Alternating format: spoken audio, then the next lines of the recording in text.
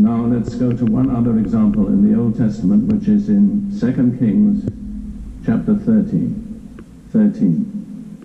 It's the closing scene, really, in the ministry of Elisha.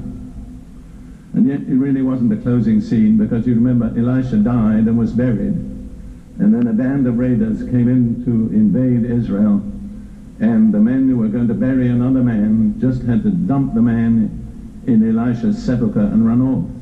And when the dead man touched the bones of Elisha, he came to life. That's something, isn't it? How wonderful it is that God's power can be transferred in so many strange ways. All right, let's read here Elisha in 2 Kings 13, verse 14. And Elisha had become sick with the illness of which he would die. This is so, what would I say? It's not what you expect. He died of a sickness, and yet his bones were so charged with the power of God that when a dead man contacted his bones, he came alive. You can't explain that. There are some things you can't explain. Let me just tell you something that happened very briefly, because I'm so tired of people trying to account for everything that God does. In South Africa, some years ago, Ruth and I were ministering in an Assembly of God church, and the associate pastor, a young man, had been playing squash, had fallen and broken his arm in 4 places. So he came to us for prayer, and I said, I know this sounds strange, but I'm going to check your legs, because this is what God has shown me to do. And if your legs are unequal, the short leg will grow out, and you'll know that God has touched you.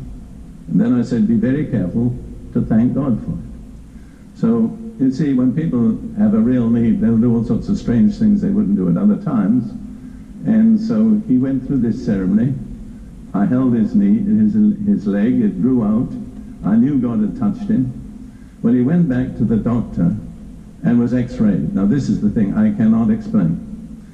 There had been 4 breaks in his arm. 3 of them were perfectly healed. The 4th was still a break.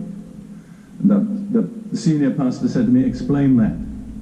I can't explain it. Could say when he had 75% faith, but that would be a very unconvincing explanation. So I just am so tired of people knowing everything that God has done and being able to explain it all. There are lots of things that God does I can't explain, and I'm quite content to leave them with God. Anyhow,